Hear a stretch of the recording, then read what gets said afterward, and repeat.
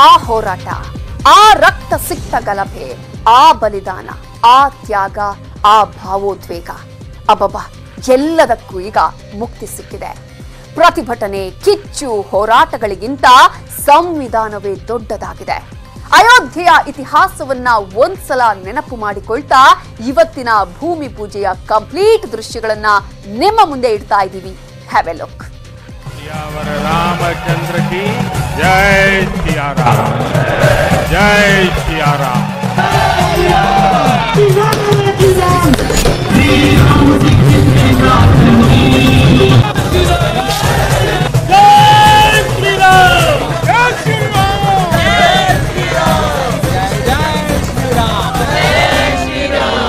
ಜೈ ಶ್ರೀರಾಮ್. ಈ ಒಂದು ಕೂಗಿನ ಹಿಂದೆ ಕೋಟಿ ಕೋಟಿ ಕಥೆಗಳಿವೆ, ಲಕ್ಷಾಂತರ ನೋವುಗಳಿವೆ, ಸಾವಿರ ಸಾವಿರ ಬಲಿದಾನಗಳಿವೆ.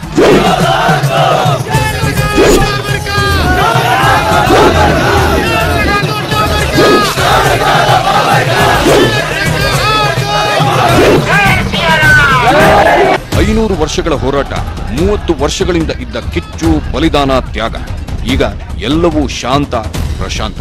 ಹಾಗಾಗಿನೇ ಇವತ್ತು ಮರ್ಯಾದಾ ಪುರುಷೋತ್ತಮನ ಹುಟ್ಟೂರು ಅಯೋಧ್ಯೆಯಲ್ಲಿ ರಾಮ ಮಂದಿರ ನಿರ್ಮಾಣಕ್ಕೆ ದೇಶವೇ ಒಂದಾಗಿ ಚಾಲನೆ ಕೊಟ್ಟಿದೆ.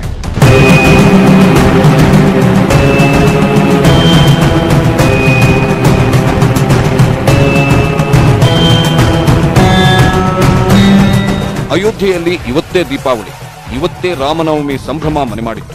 ಐತಿಹಾಸಿಕ ರಾಮ ಮಂದಿರ ನಿರ್ಮಾಣಕ್ಕೆ ಇವತ್ತು ದೇಶದ ಮೂಲೆ ಮೂಲೆಗಳಿಂದ ಬಂದಿದ್ದ ಸಾಧು ಸಂತರ ಸಮಾಗಮ ಆಗಿದೆ. ದೆಹಲಿಯಿಂದ ಲಖನೌಗೆ ಬಂದು ಲಖನೌದಿಂದ ಹೆಲಿಕಾಪ್ಟರ್ನಲ್ಲಿ ಪ್ರಧಾನಿ ಮೋದಿ ಅಯೋಧ್ಯೆಗೆ ಬಂದಿಳಿದರು. ಸಿಎಂ ಯೋಗಿ ಆದಿತ್ಯನಾಥ್ ಮೋದಿಯನ್ನ ಸ್ವಾಗತಿಸಿ ಸೀದಾ ರಾಮಬಂದ ಹನುಮಾನ್ ಘರ್ಗೆ ಕರೆತಂದರು.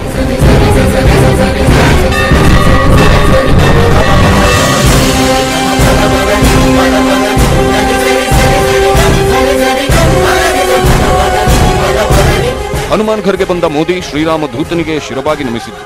ಆಜನ್ಮ ಬ್ರಹ್ಮಚಾರಿ ಹನುಮಂತನಿಗೆ ಆರತಿ ಬೆಳಗಿಸಿದ್ರು.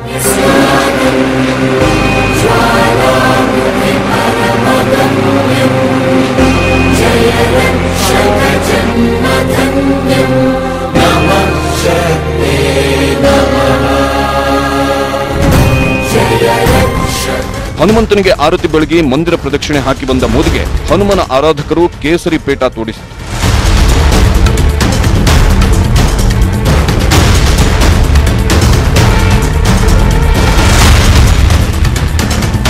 ಹನುಮನ ದರ್ಶನ ಪಡೆದ ಮೋದಿ ಮರ್ಯಾದಾ ಪುರುಷೋತ್ತಮನ ಪುಣ್ಯಸ್ಥಳ ರಾಮ್ಲಲ್ಲಾಗೆ ಕಾಲಿಟ್ಟರು. ಮೋದಿಯಿಂದ ಸಾಷ್ಟಾಂಗ ನಮಸ್ಕಾರದ ಅರ್ಪಣೆಯಾಯಿತು.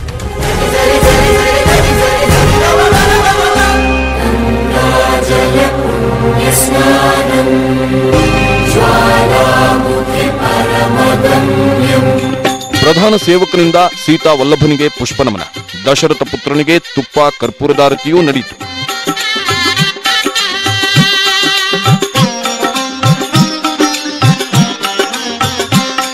ಮಹಾಮಹಿಮ ಶ್ರೀರಾಮನ ದರ್ಶನ ಪಡೆದ ಮೋದಿ ಗರ್ಭಗುಡಿಗೆ ಪ್ರದಕ್ಷಿಣೆ ಹಾಕಿದ್ರು. ದರ್ಶನ ಮುಗಿಸಿ ಹೊರಬರ್ತಿದ್ದಂತೆ ರಾಮನ ಹುಂಡಿಗೆ ಕಾಣಿಕೆ ಅರ್ಪಿಸಿದ್ರು.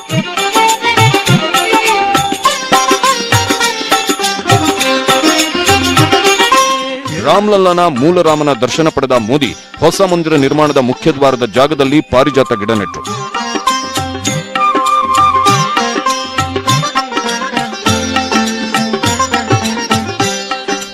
ರಾಮ್ಲಲ್ಲಾನಿಂದ ಹೊರಟ ಮೋದಿ ಸೀದಾ ಭೂಮಿ ಪೂಜೆ ಜಾಗಕ್ಕೆ ಬಂದರು. ಆರ್ಎಸ್ಎಸ್ ಮುಖ್ಯಸ್ಥ ಮೋಹನ್ ಭಾಗವತ್, ರಾಜ್ಯಪಾಲೆ ಆನಂದಿಬೆನ್ ಪಟೇಲ್, ಸಿಎಂ ಯೋಗಿ ಆದಿತ್ಯನಾಥ್ ಸೇರಿ ಹಲವರು ಭೂಮಿ ಪೂಜೆಯಲ್ಲಿ ಭಾಗಿಯಾದರು. ಎಲ್ಲವೂ ಅಂದುಕೊಂಡಂತೆ ಭೂಮಿ ಪೂಜೆ ಸುಸೂತ್ರವಾಗಿ ನೆರವೇರಿತು.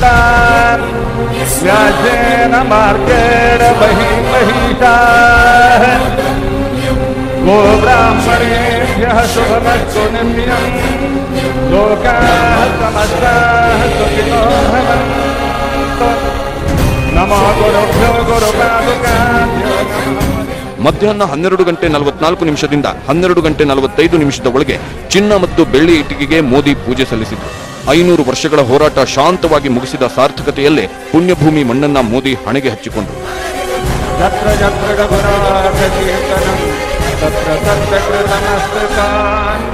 ಎಲ್ಲವೂ ಸುಸೂತ್ರವಾಗಿ ನಡೆಸಿದ ಧನ್ಯತೆಯಲ್ಲಿ ಮೋದಿ ಸಂಭ್ರಮಪಟ್ಟರು.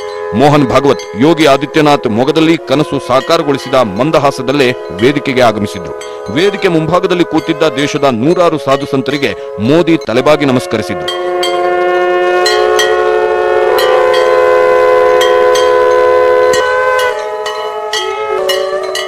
ಇದೇ ವೇದಿಕೆಯಲ್ಲಿದ್ದ ರಾಮನ ಮಂದಿರ ನಿರ್ಮಾಣದ ಕನಸು ಕಾಣುತ್ತಿದ್ದ 50 ವರ್ಷಗಳಿಂದ ರಾಮನ ಸೇವೆಯಲ್ಲೇ ಇರುವ ಮಹಂತ ನೃತ್ಯ ಗೋಪಾಲದಾಸರ ಆಶೀರ್ವಾದ ಪಡೆದರು. ವೇದಿಕೆಯಲ್ಲಿ ರಾಮ ಮಂದಿರ ಶಿಲಾನ್ಯಾಸ ನೆರವೇರಿಸಲು ಮಹಂತ ನೃತ್ಯ ಗೋಪಾಲದಾಸರಿಗೆ ಮೋದಿ ಹೆಗಲು ಕೊಟ್ಟರು.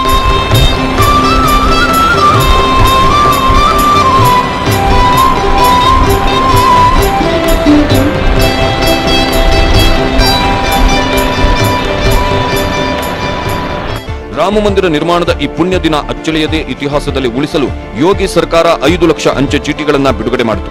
ಒಟ್ನಲ್ಲಿ ಶತಮಾನಗಳ ಹೋರಾಟ ಸಮಾಪ್ತಿಯಾಗಿದೆ. 100 ವರ್ಷಗಳಿಂದ ಇದ್ದ ಮಹಾಪುರುಷ ಮರ್ಯಾದಾ ಪುರುಷೋತ್ತಮ ರಾಮನ ಭವ್ಯ ಮಂದಿರ ನಿರ್ಮಾಣಕ್ಕೆ ಅಡಿಗಲ್ಲು ಇಟ್ಟಾಗಿದೆ. ಇನ್ನು 3 ವರ್ಷಗಳಲ್ಲಿ ಅಂದುಕೊಂಡಂತೆ ರಾಮನ ಪುರಪ್ರವೇಶ. ಇಡೀ ಭಾರತ ಖಂಡಕ್ಕೆ ಹರ್ಷ. ಕೊರೋನಾ ಸಂಕಷ್ಟದಲ್ಲೂ ಕನಸು ನನಸಾಗಿಸಿದ ಸಾರ್ಥಕ ಭಾವ. Bureau report, news 18 Kannada. ಇನ್ನು ರಾಮ ಮಂದಿರ ನಿರ್ಮಾಣಕ್ಕೆ ಭೂಮಿ ಪೂಜೆ ನೆರವೇರಿದ ಈ ಐತಿಹಾಸಿಕ ಕಾರ್ಯಕ್ರಮದಲ್ಲಿ ನರೇಂದ್ರ ಮೋದಿ, ಮೋಹನ್ ಭಾಗವತ್, ಯೋಗಿ ಮತ್ತು ಮಹಾಂತ ದಾಸರು ಮಾತನಾಡಿದ್ರು. ಏನ್ ಹೇಳಿದ್ರು ನೋಡೋಣ. ರಾಮನಾಮ ಹಾಡಿರೋ ರಾಮ ಬರುವನು, जय श्री राम, ಅವನ ಹಿಂದೆ ಹನುಮನು ಇದ್ದೇ ಇರುವನು. भारत आज भगवान भास्कर के सानिध्य में सरयू के किनारे एक स्वर्णिम अध्याय रच रहा है.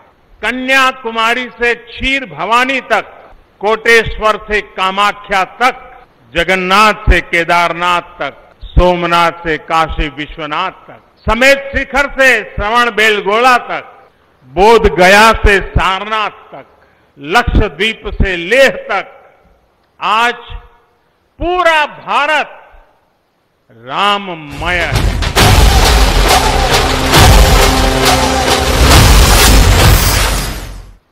15 अगस्त का दिन उस अथाह तप का, लाखों बलिदानों का प्रतीक है. स्वतंत्रता की उस उत्कंठ इच्छा, उस भावना का प्रतीक है. आज का ये दिन उसी तप, त्याग और संकल्प का प्रतीक है.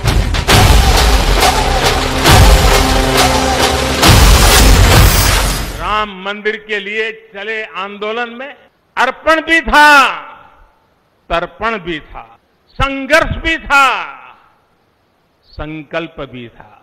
जिनके त्याग, बलिदान और संघर्ष से आज ये स्वप्न साकार हो रहा है. मैं उन सब लोगों को 130 करोड़ देशवासियों की तरफ से सर झुका करके नमन करता हूं.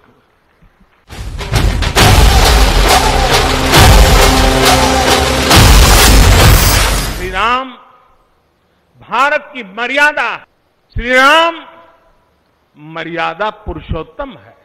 इसी आलोक में अयोध्या में राम जन्मभूमि पर श्री राम के इस भव्य दिव्य मंदिर के लिए आज भूमि पूजन हुआ है.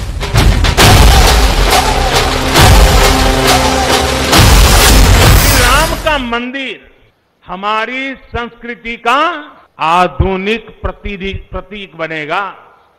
और मैं जानबूझ करके आधुनिक शब्द का प्रयोग कर रहा हूं. हमारी शाश्वत आस्था का प्रतीक बनेगा, हमारी राष्ट्रीय भावना का प्रतीक बनेगा. और ये मंदिर करोड़ों करोड़ लोगों की सामूहिक संकल्प शक्ति का भी प्रतीक बनेगा. ये मंदिर आने वाली पीढ़ियों को आस्था, श्रद्धा और संकल्प की प्रेरणा देता रहे. ಹೀಗೆ ಮೋದಿ ರಾಮ ಜನ್ಮಭೂಮಿಯಲ್ಲಿ ಹೊಸ ಸಂದೇಶ ಕೊಟ್ಟರು. ಇದಕ್ಕೂ ಮುನ್ನ ಸಿಎಂ ಯೋಗಿ ಆದಿತ್ಯನಾಥ್, ಮೋಹನ್ ಭಾಗವತ್, ಮಹಂತ ಗೋಪಾಲ ನೃತ್ಯದಾಸರು ಹೇಳಿದ್ದಿಷ್ಟು.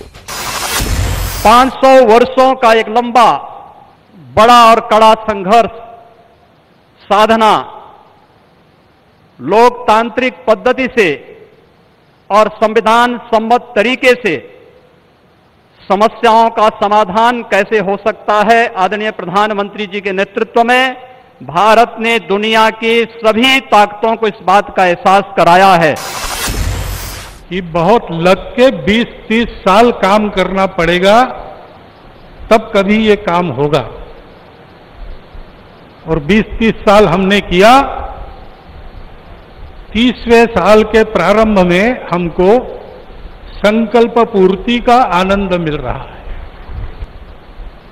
रथ यात्रा का नेतृत्व करने वाले अडवाणी जी आज अपने घर में बैठकर इस कार्यक्रम को देख रहे होंगे। भारत को आत्मनिर्भर बनाने के लिए जिस आत्मविश्वास की आवश्यकता थी और जिस आत्मभान की आवश्यकता थी, उसका सगुण साकार अधिष्ठान बनने का शुभारंभ आज हो रहा है। और इसलिए यहां अब मंदिर बनेगा, भव्य मंदिर बनेगा। सारी प्रक्रिया शुरू हो गई। ಇನ್ನು ವಿಡಿಯೋ ಕಾನ್ಫರೆನ್ಸ್ನಲ್ಲಿ ನಿನ್ನೆಯೇ ಭಾಗಿಯಾಗಿದ್ದ ಅಡ್ವಾಣಿಯವರು ಹರ್ಷ ವ್ಯಕ್ತಪಡಿಸಿದರು. श्री राम जन्मभूमि पर श्री राम के भव्य मंदिर का निर्माण भारतीय जनता पार्टी का एक स्वप्न रहा है और मिशन भी। मैं विनम्रता का अनुभव करता हूं। सोमनाथ से अयोध्या तक राम रथ यात्रा का दायित्व प्रदान किया और इस यात्रा में ने असंख्य लोगों की आकांक्षा, ऊर्जा और अभिलाषा को प्रेरित किया। करोड़ों करोड़ों वहां दिव्य भव्य मंदिर का निर्माण होना चाहिए. ಒಟ್ಟಾರೆ ರಾಮ ಮಂದಿರ ನಿರ್ಮಾಣದ ಕನಸು ಇವತ್ತು ನನಸಾಗಿದೆ. 3 ವರ್ಷದಲ್ಲಿ ಕೋಟಿ ಕೋಟಿ ಜನ ಬಯಸಿದ ಕನಸಿನ ರಾಮ ಮಂದಿರ ನಿರ್ಮಾಣದ ಕೆಲಸ ಸಂಪೂರ್ಣ ಆಗುವ ಅಚಲ ನಂಬಿಕೆ ಇದೆ.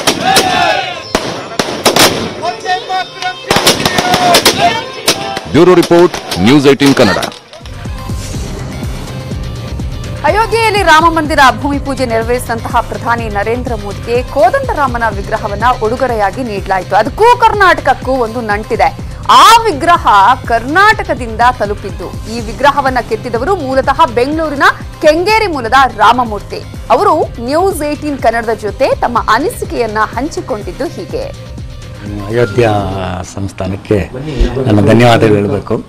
ಎಷ್ಟು ಖುಷಿಯಾಗಿದೆ ಅಂತಂದರೆ ನನ್ನ ಕೈನಲ್ಲಾದಂಥ ಒಂದು ಕೃತಿ ಪ್ರಧಾನಿಯವ್ರ ಕೈಗೆ ಹೋಗ್ತಾ ಇದೆ ಅಂತಂದಾಗ ತುಂಬಾ ಖುಷಿ ಆಯಿತು. ಅದು ಒಂದು 10 days ಬಿಫೋರು ಈ ಥರ ಪ್ರಧಾನಿಯವ್ರಿಗೆ ಕೊಡಬೇಕು ಅಂತೇಳಿ ಟೈಮ್ ಹೇಳಿದಾಗ ಇದ್ದಂಥ ಖುಷಿಗೂ ಇವತ್ತು ಅವ್ರ ಕೈ ಸೇರಿದಾಗ ಆದಂಥ ಖುಷಿಗೂ ತುಂಬಾ ನನ್ನ ಮರ್ತಿದ್ದೆ. ಟೀಕುಡ್ನಲ್ಲಿ ತ್ಯಾಗದ ಮರದಲ್ಲಿ ಆದಂಥ ವಿಗ್ರಹ ನನ್ನ 40 ವರ್ಷದ ಅನುಭವದಲ್ಲಿ ನಾನು ನೋಡಿದಂಥ, ನಾನು ಎಂಜಾಯ್ ಮಾಡಿದಂಥ ಎಲ್ಲ ಟ್ರೆಡಿಷ್ನಲ್ ಸ್ಕಲ್ಪ್ಚರ್ಸ್ ನಮ್ಮ ಸೌತ್ ಇಂಡಿಯಾನಲ್ಲಿ ಎಲ್ಲವೂ. ಇನ್ನು ಅಯೋಧ್ಯೆಯಲ್ಲಿ ಭೂಮಿ ಪೂಜೆ ಮುಗಿದ ಬಳಿಕ ಇವತ್ತು ಸಂಜೆ ಸರಯೂ ನದಿಗೆ ಸೂರ್ಯಾಸ್ತಮ ಪೂಜೆಯನ್ನ ನೆರವೇರಿಸಲಾಯಿತು. ಸಾವಿರಾರು ಭಕ್ತರು ಅದ್ಭುತ ಪೂಜೆಯನ್ನ ಕಣ್ತುಂಬಿಕೊಂಡರು. ಇದೇ ವೇಳೆ ಲಕ್ಷ ದೀಪೋತ್ಸವವೂ ಜರುಗಿತು.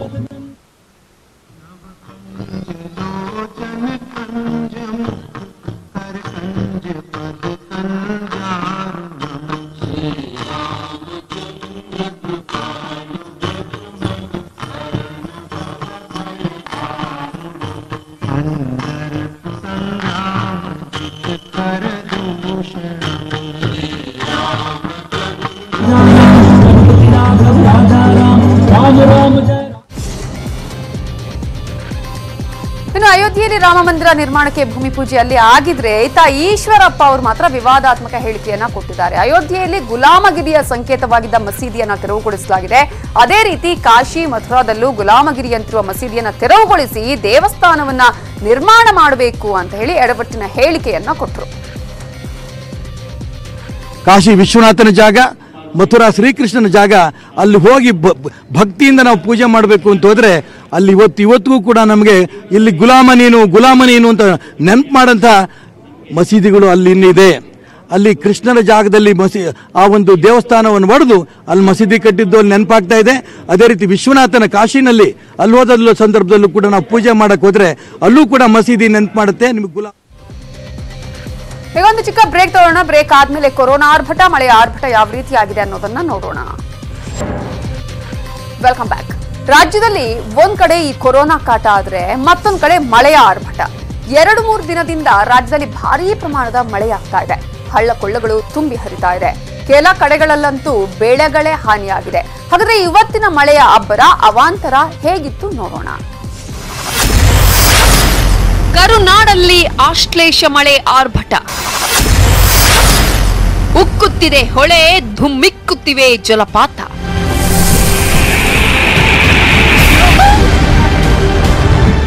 ರಾಜ್ಯದಲ್ಲಿ ಇಷ್ಟು ದಿನ ಕೊರೋನಾ ಆರ್ಭಟ ಇತ್ತು, ಈಗ ಮಳೆ ಆರ್ಭಟ. ಒಂದ್ ಕಡೆ ಜನ ಕೊರೋನಾಗೆ ನಲುಗಿದ್ರೆ ಈಗ ವರುಣರಾಯ ಇನ್ನೊಂದ್ ಕಡೆಯಿಂದ ಜನರನ್ನ ಸಂಕಷ್ಟಕ್ಕೆ ಸಿಲುಕಿಸಿದ್ದಾನೆ. ಕೊಡಗು, ಮೈಸೂರು, ಚಿಕ್ಕಮಗಳೂರು, ಶಿವಮೊಗ್ಗ, ಹಾಸನ, ಉತ್ತರ ಕನ್ನಡ ಸೇರಿ ಹಲವು ಜಿಲ್ಲೆಗಳಲ್ಲಿ ಎಡೆಬಿಡದೆ ಮಳೆ ಸುರಿತಿದೆ. ಮಳೆಯಿಂದ ಹಳ್ಳಕೊಳ್ಳಗಳು ತುಂಬಿ ಹರಿತಿದ್ರೆ ಹಲವೆಡೆ ಹೊಲ, ಗದ್ದೆ, ತೋಟಗಳು ಮಳೆಗೆ ಸಂಪೂರ್ಣ ಹಾಳಾಗಿದೆ. ಮಡಿಕೇರಿಯಲ್ಲಿ ಇವತ್ತು ರಣಭೀಕರ ಮಳೆ ಸುರಿಯಿತು. ಕಾವೇರಿ ನದಿ ಉಕ್ಕಿ ಹರಿತಿದ್ದು ಭಾಗಮಂಡಲದ ತ್ರಿವೇಣಿ ಸಂಗಮ ಭರ್ತಿಯಾಗಿದೆ. ಮಡಿಕೇರಿ ನಾಪೋಕ್ಲು ಭಾಗಮಂಡಲ ರಸ್ತೆ ಸಂಪರ್ಕ ಬಂದ್ ಆಗಿದ್ದು ಜನ ಓಡಾಟಕ್ಕೆ ಬೋಟ್ ಬಳಸುತ್ತಿದ್ದಾರೆ. ಭೇತ್ರಿ ಸೇತುವೆ ಮುಳುಗಡೆಯಾಗ್ತಿದ್ದು ವಿರಾಜಪೇಟೆ ಮಡಿಕೇರಿ ಸಂಪರ್ಕ ಕಡಿತಗೊಂಡಿದೆ. ಇನ್ನೊಂದೇ ಅಡಿ ನೀರು ಬಂದ್ರೂ ಗ್ರಾಮಕ್ಕೆ ನೀರು ನುಗ್ಗಲಿದೆ. ಇನ್ನು ಮಡಿಕೇರಿ ಸಮೀಪದ ಅಬ್ಬಿಯಾಲದಲ್ಲಿ ಸುಮಾರು 50 ಅಡಿಯಷ್ಟು ಆಳಕ್ಕೆ ಭೂಮಿ ಕುಸಿದಿದೆ. ಜಿಲ್ಲಾಡಳಿತ ಈಗಾಗಲೇ ವಾಹನಗಳ ಸಂಚಾರ ನಿಷೇಧಿಸಿದೆ. ರಕ್ಷಣಾ ತಂಡಗಳು ಸ್ಥಳಕ್ಕೆ ಭೇಟಿ ಕೊಟ್ಟು ಪರಿಶೀಲನೆ ನಡೆಸಿವೆ. ಮಡಿಕೇರಿ ಮಳೆಗೆ ಜನಜೀವನ ಸಂಪೂರ್ಣ ಅಸ್ತವ್ಯಸ್ತವಾಗಿದೆ. ಇನ್ನು ನಂಜನಗೂಡಿನಲ್ಲಿ ಕಬಿನಿ ನದಿ ಮೈತುಂಬಿ ಹರಿತಿದೆ. ಜಲಾಶಯದಿಂದ 40,000 ಕ್ಯೂಸೆಕ್ ನೀರು ಬಿಡುಗಡೆಯಾಗಿದ್ದು ನಂಜನಗೂಡಿನ ಕಬಿನಿ ನದಿ ಸ್ನಾನಘಟ್ಟ ಮುಳುಗಡೆಯಾಗಿದೆ. ಅತ್ತ ಎಚ್ಡಿ ಕೋಟೆ ತಾಲೂಕಿನ ಅಣ್ಣೂರು ಗ್ರಾಮದಲ್ಲಿ ಮರ ಬಿದ್ದು ವ್ಯಕ್ತಿಯೋರ್ವರು ಸಾವನ್ನಪ್ಪಿದ್ದಾರೆ. ಮಲೆನಾಡು ಚಿಕ್ಕಮಗಳೂರಲ್ಲೂ ಮಳೆ ಅಬ್ಬರ ಜೋರಾಗಿದೆ. ಮೂಡಿಗೆರೆ ತಾಲೂಕಿನ ದುರ್ಗದಹಳ್ಳಿ ಹಾಗೂ ಕಳಸ ಸಮೀಪದ ಬಿಳಗೋಡುವಿನಲ್ಲಿ ಗುಡ್ಡ ಕುಸಿದಿದೆ. ಕಳಸ ಕುದುರೆಮುಖ ಹೆದ್ದಾರಿಯಲ್ಲಿ ಗುಡ್ಡ ಕುಸಿದು ವಾಹನ ಸವಾರರು ಪರದಾಡಿದ್ರು. ಚಿಕ್ಕಮಗಳೂರಿನಲ್ಲಿ ಮಳೆಯಾರ್ಭಟಕ್ಕೆ ಮೂಡಿಗೆರೆಯಲ್ಲಿ 6 ಎಕರೆ ಬಾಳೆ ತೋಟ ಸಂಪೂರ್ಣ ನಾಶವಾಗಿದೆ. 9,000ಕ್ಕೂ ಹೆಚ್ಚು ಬಾಳೆ ಗಿಡಗಳು ಅಲ್ಲಿ ನಾಶವಾಗಿದೆ. ಹಾಸನದಲ್ಲೂ 2 ದಿನದಿಂದ ಭಾರೀ ಮಳೆಯಾಗ್ತಿರುವುದರಿಂದ ಬೇಲೂರು ತಾಲೂಕಿನಲ್ಲಿರುವ ವಾಟೆಹೊಳೆ ಜಲಾಶಯ ಸಂಪೂರ್ಣ ಭರ್ತಿಯಾಗಿದೆ. ಹಾಸನದ ಎಲ್ಲಾ ತಾಲೂಕುಗಳಲ್ಲೂ ಅತಿ ಹೆಚ್ಚು ಮಳೆಯಾಗ್ತಿದ್ದು ಜನಜೀವನ ಅಸ್ತವ್ಯಸ್ತಗೊಂಡಿದೆ. ಇನ್ನು ಸಕಲೇಶಪುರ ತಾಲೂಕಿನ ಬಿಸಿಲೆ ಘಾಟ್ನಲ್ಲಿ ರಸ್ತೆಗೆ ಭಾರೀ ಗಾತ್ರದ ಮರಗಳು ಬಿದ್ದು ಸಂಚಾರ ಅಸ್ತವ್ಯಸ್ತಗೊಂಡಿತ್ತು. ಇನ್ನು ಲಿಂಗನಮಕ್ಕಿ ಜಲಾನಯನ ಪ್ರದೇಶದಲ್ಲಿ ಭಾರೀ ಮಳೆಯಾಗ್ತಿದ್ದು ಶರಾವತಿ ನದಿ ತುಂಬಿ ಹರಿತಿದೆ. ಸಾಗರದಲ್ಲಿರುವ ಜೋಗ ಜಲಪಾತ ಧುಮ್ಮಿಕ್ಕಿ ಹರಿತಾ ಇದ್ದು ಪ್ರವಾಸಿಗರನ್ನ ಕೈಬೀಸಿ ಕರೆತಿದೆ. ಇದರ ಜೊತೆಗೆ ಬೆಳಗಾವಿ, ಚಿಕ್ಕೋಡಿ, ಹುಬ್ಬಳ್ಳಿ, ಧಾರವಾಡ, ದಕ್ಷಿಣ ಕನ್ನಡ, ಉಡುಪಿ, ಕಾರವಾರ ಭಾಗದಲ್ಲೂ ಭರ್ಜರಿ ಮಳೆಯಾಗ್ತಿದೆ. ಮಳೆಗೆ ಮರಗಳು ಉರುಳಿ ಬಿದ್ದು ಸಾಕಷ್ಟು ಹಾನಿ ಉಂಟು ಮಾಡಿದೆ. ಧಾರವಾಡದ ನವಲಗುಂದದ ತುಪ್ಪರಿ ಹಳ್ಳದಲ್ಲಿ ವ್ಯಕ್ತಿಯೊಬ್ಬ ತೇಲಿ ಹೋಗಿದ್ದು ಸ್ಥಳೀಯರು ಆತನನ್ನು ರಕ್ಷಿಸಿದ್ದಾರೆ. 2 ದಿನದಿಂದ ಭಾರೀ ಮಳೆಯಾಗ್ತಿರೋದ್ರಿಂದ ಉತ್ತರ ಕನ್ನಡ, ದಕ್ಷಿಣ ಕನ್ನಡ, ಕೊಡಗು, ಉಡುಪಿಯಲ್ಲಿ ರೆಡ್ ಅಲರ್ಟ್ ಘೋಷಿಸಲಾಗಿದೆ. ನದಿ ಪಾತ್ರದ ಜನರು ಸುರಕ್ಷಿತ ಸ್ಥಳಗಳಿಗೆ ಸ್ಥಳಾಂತರಗೊಳಿಸಲಾಗುತ್ತಿದೆ. ಸಂಭಾವ್ಯ ಅಪಾಯ ತಡೆಯಲು ರಕ್ಷಣಾ ಪಡೆಗಳು ಸಜ್ಜಾಗಿದೆ. Bureau report, news 18 Kannada. ಇನ್ನು ರಾಜ್ಯದಲ್ಲಿ ಸೋಂಕಿತರ ಸಂಖ್ಯೆಗಿಂತ ಗುಣಮುಖರಾದವರ ಸಂಖ್ಯೆ ಜಾಸ್ತಿ ಆಗ್ತಾ ಇದೆ. ರಾಜ್ಯದಲ್ಲಿ ಒಟ್ಟು 73,958 ಸಕ್ರಿಯ ಪ್ರಕರಣಗಳಿದ್ರೆ 74,679 ಮಂದಿ ಗುಣಮುಖರಾಗಿದ್ದಾರೆ. ಇವತ್ತು 5,613 ಮಂದಿಗೆ ಸೋಂಕು ತಗುಲಿದೆ. 5,407 ಮಂದಿ ಡಿಸ್ಚಾರ್ಜ್ ಆಗಿದ್ದಾರೆ. 100 ಮಂದಿ ಸಾವನ್ನಪ್ಪಿದ್ದಾರೆ. ಸಾವಿನ ಸಂಖ್ಯೆ ಈ ಮೂಲಕ 2,804ಕ್ಕೆ ಏರಿಕೆಯಾಗಿದೆ. ಬೆಂಗಳೂರಲ್ಲಿ 1,848 ಜನರಿಗೆ ಪಾಸಿಟಿವ್ ಬಂದಿದ್ದು ಒಟ್ಟು ಸೋಂಕಿತರ ಸಂಖ್ಯೆ 64,881ಕ್ಕೆ ತಲುಪಿದೆ. ಸೋಂಕಿತರ ಸಂಖ್ಯೆ 1,51,449ಕ್ಕೆ ಏರಿಕೆಯಾಗಿದೆ. ಇನ್ನುಳಿದ ಸುದ್ದಿ ನೋಡೋಣ ಬ್ರೇಕ್ ಆದ್ಮೇಲೆ.